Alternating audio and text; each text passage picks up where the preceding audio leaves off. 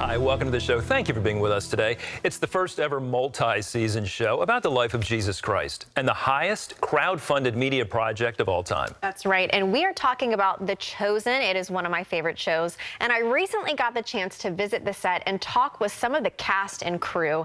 And here's my conversation with Elizabeth Tabish, the amazing actress who plays Mary Magdalene. I was one way, and now I am completely different. And the thing that happened in between was him. Hey everyone, it's Ashley here, and I have the amazing opportunity of speaking with one of the cast members of The Chosen, Liz Tabish. She plays Mary of Magdalene, and I'm so blessed to be here with you today. I'm so glad you're here. Thank you. Oh my gosh. Okay, well, let's just get right into it. You obviously are playing a very profound role as Mary of Magdalene, which I'm sure, again, you already know. Did you do, like, before you really started filming and just becoming a part of The Chosen, did you dig deep into, like, who Mary was? And if you did you find anything that actually, like, was surprising to you?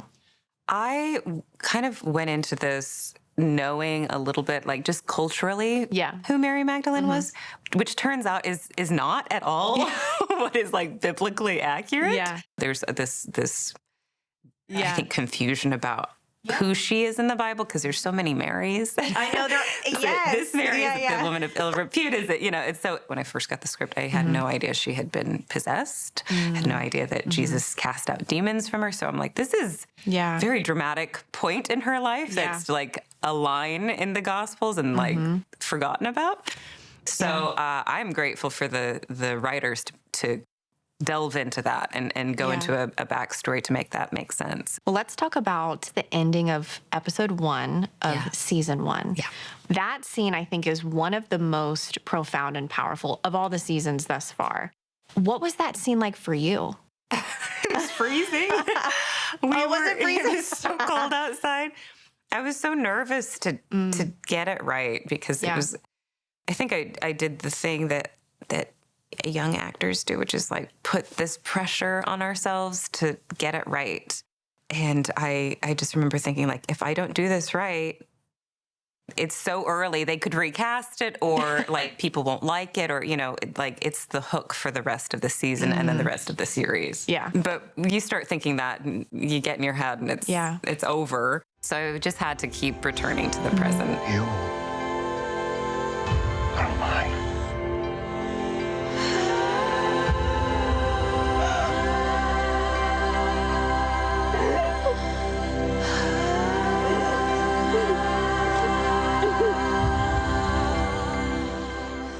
What's it been like working with Jonathan, who obviously plays Jesus? Wonderful. But then Dallas, too, you know, as the director, as like the visionary, you know? He's so funny and easy to be around and also very, very attuned with his actors and like understands the nuance of not just what he needs for the scene, but how to get it out of us.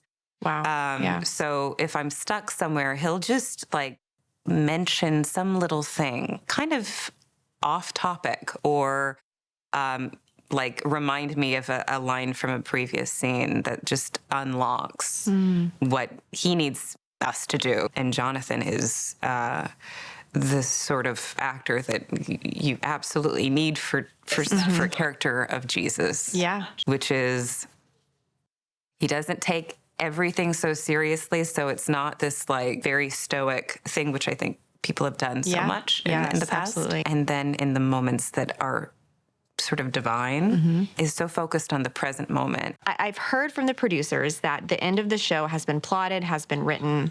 Are you prepared for like how it's going to end?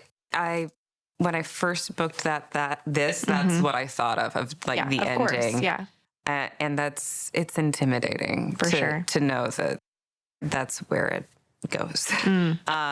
Even just thinking about the crucifixion, I sort of dread doing it because at that point we'll have been filming for so many seasons and we'll have gone through so much together that it's just gonna be hard, you know, for sure. to emotionally to which makes it easy to act. You know what I mean? Like emotionally it'll be hard, but like as an actor, I'm like, oh, that'll just, I'll just look at everyone's faces and it'll be over.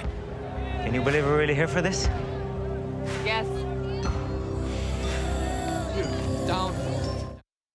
I was so blessed just being there on set and getting a chance to talk to some of the actors and actresses, and talking to Elizabeth was really a joy of mine. She was the first interview of that day. And if you haven't watched The Chosen, the very first episode really highlights Mary Magdalene. So if you haven't watched it, I encourage you to watch it. Now, I'm one of those people. Okay, yes, I know this, Andrew. Just for whatever reason haven't had the time or discipline, because I hear just remarkable things about it. Even people who have been believers, Christians a long time, they're saying it's changing, their lives in a way, just their perspective. So for someone like me, I'm sure there are a lot of folks who haven't seen it watching, and you're a big fan of it. What is it about The Chosen that is special from other, narratives about the life of Christ and the disciples? I would say Liz touched on it, and talking about Jonathan Rumi, who plays Jesus. There have been so many other actors who have played Jesus, who have played him in a way that's very stoic, very serious. But I think oftentimes we forget the humanity of Christ. He is the Son of God, but he's also Son of David, Son of Man. So he is like us, right? So Jesus laughed, and you see that in The Chosen. Jesus taught the children. He loved children. You also see that. You see Jesus joking. You see Jesus winking.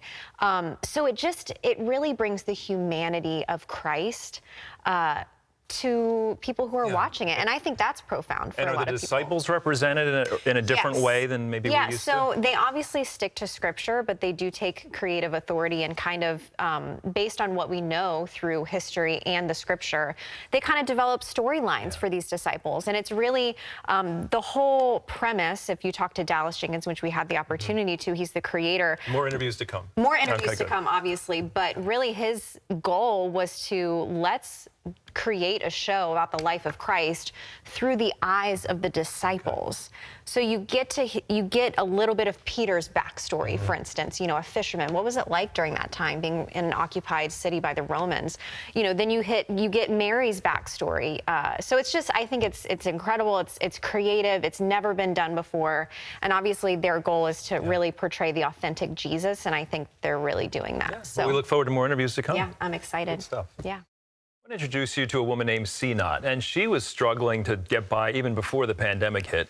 And afterwards, her small business just tanked. And soon, she and her daughters were starving. Sinat is a 31-year-old widow and mother of 2. She's been struggling to provide for her daughters as a tailor during the pandemic in Cambodia.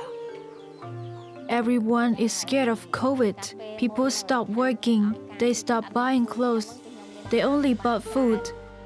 Before, I made $50 a month, but now I barely earn $10. Then Sinat started running out of food. I remember one time I didn't even have 10 cents in my pocket. I tried to find fish, frogs, or fruit, but I didn't find any because I never did that before. Then CBN's Orphans Promise learned about her situation and helped Sinat with food packs on multiple occasions. This really helped my family. My children did not starve anymore. To help Sinat expand her tailoring business, Orphans Promise paid for her to attend a class to improve her skills. I now can make shirts, pants, and women's clothing too. Sinat told us that her business is finally picking up. People are starting to buy clothes again. I am now earning double the income that I used to make. With her new skills and the money she earned, Sinat was able to buy 2 more sewing machines. She says she has so much work, she's been able to hire others to help her to increase production. I am filled with hope. Thank you. Orphans Promise is a humanitarian arm of CBN. And you may know one of our great hosts here, Terry Mewson, who we all dearly love, had the idea from the Lord years ago to start Orphans Promise, and it has helped so many people. And in this case, I think one of the wonderful things is it wasn't just helping this mom and these 2 children during the pandemic. I mean, literally, they needed food. They needed food to get by. And of course, it's possible to help people like that and say, here's the food you need to get you through, which is wonderful. But what Orphans Promise likes to do is set a family up for success later. So not only are they given food during the pandemic, but how can we help this family later in order to help her make a living. And you, people like you, have made that possible when you support Orphans Promise through your support of CBN. We want to say thank you. I love sharing stories like that just as a way of saying thank you. Here's what you're doing around the world. That was Cambodia, and you're helping people all over the world and in this country, and we want to say thank you. If you'd like to get on board, if you're not currently supporting CBN, you can simply call us at 800-700-7000 and say, I'd like to be a CBN 700 Club partner. When you do, we want to give something back to you. It's a great new teaching by Gordon Robertson about the 23rd Psalm. The Lord is my shepherd. I was reading recently how the 23rd Psalm is considered one of the most special scriptures in the Bible, but almost one of the least believed. Like, how does this minister to our heart? It will really inspire your faith, help you grow as a believer, and remember the promises of God for you. And Gordon really breaks it down in a wonderful way. We want to rush this out to you when you join the 700 Club. Again, 800-700-7000, or you can text us as well. A lot of people are doing that recently. They like to text us in order to join the 700 Club. Text CBN to 71777, and we will rush you. The Lord is my shepherd. Ashley? Well, Roseanne and Rod have endured far more pain than any parent should have to deal with. From medical complications to a prodigal child, they've shed many tears over many years. But still, even in the worst times, they've managed to find glimpses of hope. And here's their story.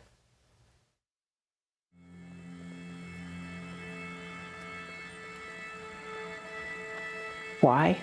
Why me? Why this? That's my biggest question, is why?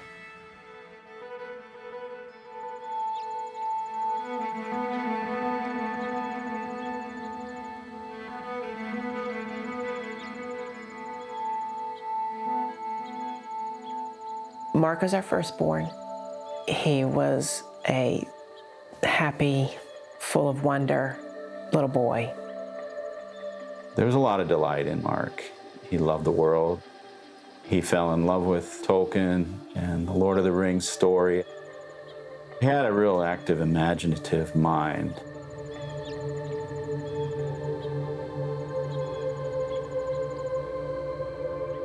It changed him. Wonder and imagination just vanished, it seemed like. It just shut him down and shut all the light out of his eyes in a lot of ways. And everything became about that obsession.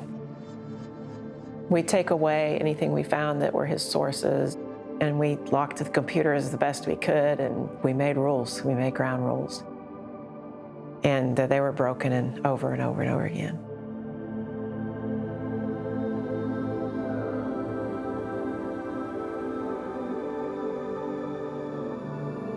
He took on a very, very combative nature, and it was him against the world and him against us. And every step of the way where I had to take a hard stand, I had to close off a portion of my heart. Help me to love him was my biggest prayer.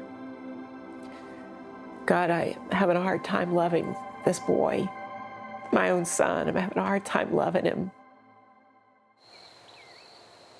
God was faithful to remind me he is in my son's life and he loves him more than I ever could imagine.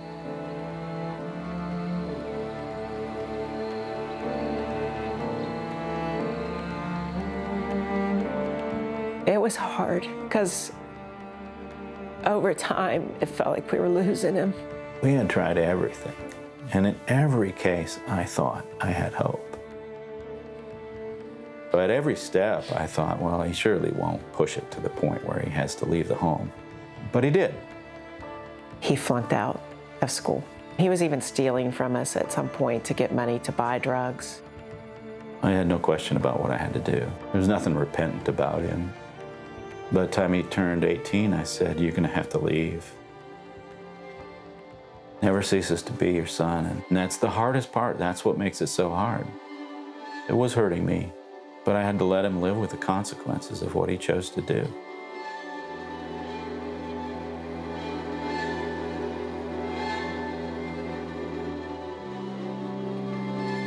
He was like a zombie, wandering the streets at night and stepping out in traffic. And he disappeared. I remember having to go down and look for him and not finding him. And how do you deal with that? That's where I felt the lowest. I have no plan.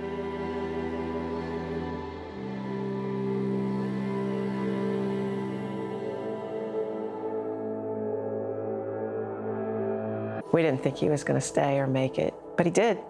By God's grace, he stayed. And after a few months, he actually made a strong commitment to the Lord and was baptized. We saw light in his eyes we had not seen in a long, long time. We are so encouraged.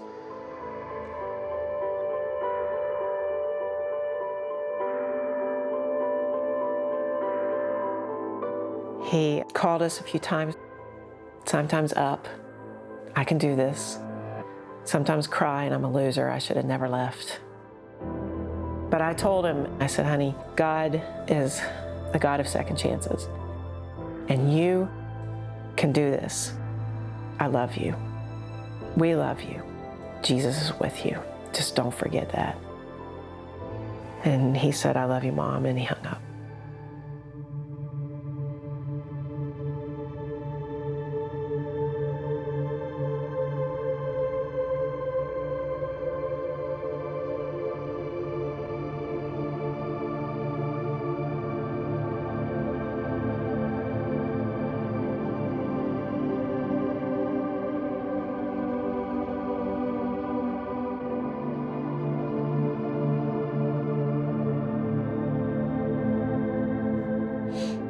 There's always the question of why didn't you stop him? You know, you could. I know you could. You're the God of our hearts, right? You can call us out of darkness. Why not? I remember our pastor at Mark's memorial service said, you may ask the question, where was Jesus when Mark took his life? When he took those pills? He said, I would suggest to you that he was there. And he caught him when he fell.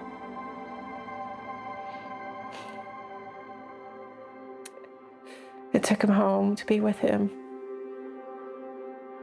We were all together as a family to receive that call, and it allowed us to grieve together as a family. The kids, they could see us grieve together about it and grieve in faith and grieve in trusting God.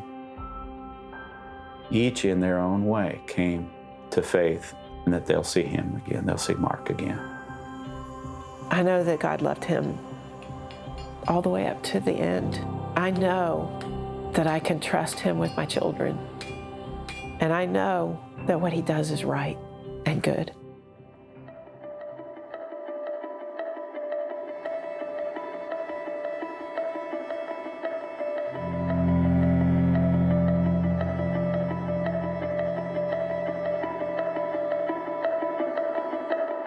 What went through my mind was, really, God? I don't understand why.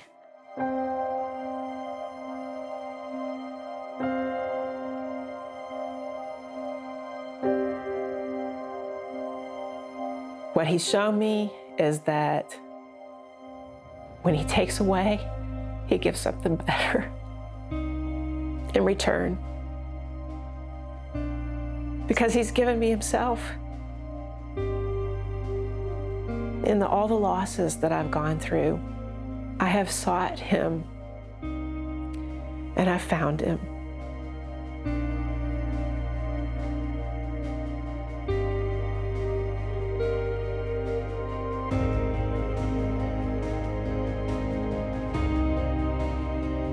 As I learned to thank God every day for the little things and for the things that I had left, it gave me joy.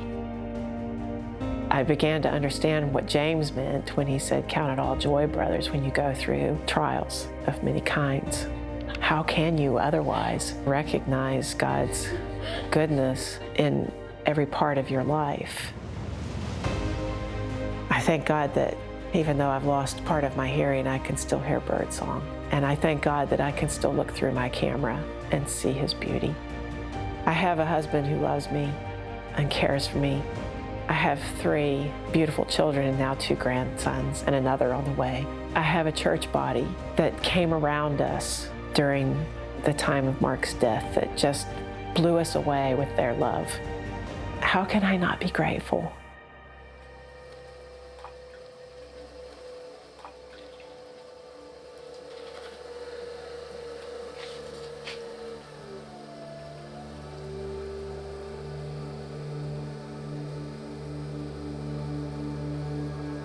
I find that I fall in love with the pottery when I make it. I can put my thumb in it and it shows. I can put a stamp in it, it shows that pattern. And then I cut it off the wheel and I set it aside and it dries. And it's not soft and pliable anymore. And it's hard and it's kind of lifeless. And then when it comes through that final firing, it's just like, wow, it takes on a whole new life. There's almost a pathway of death and rebirth in that whole process that I think is reflected in what we've come through in a lot of ways. What each one of us goes through as God brings us through death really into new life in him, and it's his work. And he brings you forth into something that really, really glorifies him. I love capturing light. I love the way God has created light and the way it filters through things, the way it changes colors, the way the landscape changes. I get up in the mornings and I look out and the first thing I see is the sunrise. It's just a constant reminder of his faithfulness. Every day the sun rises. He's there. Every day. He's with me. He never fails. Never, ever fails. Yeah, I hear that truth today. God will never fail. And he's never failed you yet. Even if you've gone through the darkest of times. Maybe you're walking through the dark night of the soul right now. You're in a dark tunnel and you don't really see light in that tunnel and you don't really know which direction to go and you're confused and you're lost. But I'm here to tell you, and I pray and I hope that that story, that family's story, speaks to your heart today. That God is with you. He is with you when things are great, when things are seemingly going perfect and there's nothing wrong. He's the God of the good days, but even more so, he is the God of the bad days. He is the God who is with you in the valley of the shadow of death. And that story is such a beautiful picture of what the gospel is, what the gospel does. It is the gospel. It is the good news of Jesus Christ. That's literally what the gospel means. It's good news. What is the good news, you might be asking? Because I haven't heard any good news. You might be saying that, thinking that. The good news is that Jesus is our Savior. Jesus is our friend. Jesus is the light in the tunnel. He's there with you in the tunnel. He's not going to forsake you, even if you feel like he has. He will never forsake you. That is a promise that you can cling to, friend. Even when you don't feel it, he's still working. He's still with you. He still loves you. And as I was watching that story, I was reminded of Job, the story of Job. He loses everything.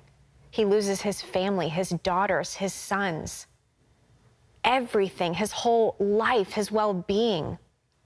And this is what he says, though he slay me, referring to God, yet I will trust in him. I believe that we go through things that'll teach us a lesson, things that will help us, things that will heal us, and it's not always going to be pretty. Jesus never promised that our life would be easy. He actually said that in this life you will have trouble. But here's what he said right after that. But take heart, for I have overcome the world. So that's an invitation. That's what he's saying right there. It's an invitation for you to trust him like never before. Just like Job said and did, I will trust him, even though he's taken things away from me. Even though I'm going through a time where I feel lost and confused, I will still trust in him. And today, friend, I just want to encourage you to trust God like never before. Cling to his promises today like never before, that he will never leave you nor forsake you, that he is with you in the middle of the fire, in the middle of the storm. Sometimes he sends the storm. Sometimes he places you in that fire, but he's with you, and you're gonna come out, and you're not even gonna be smelling like smoke. You might be walking through the deep waters, but you will not be overtaken. When the enemy comes in like a flood, the Lord lifts up a standard against him. That's another promise for you to take hold of today. And if you need prayer during this dark time, if you're walking through a dark time, please give us a call to pray with you, 1-800-700-7000. And we leave you guys with Psalm 30, verse 5. Weeping may last through the night, but joy comes with the morning. God bless you guys. Hey everyone, I'm Ashley Key. Thank you so much for watching this video. Be sure to like, subscribe, and hit the notification bell so we can reach more people with encouraging content like you just watched, and so you never miss a beat. See you next time, and God bless.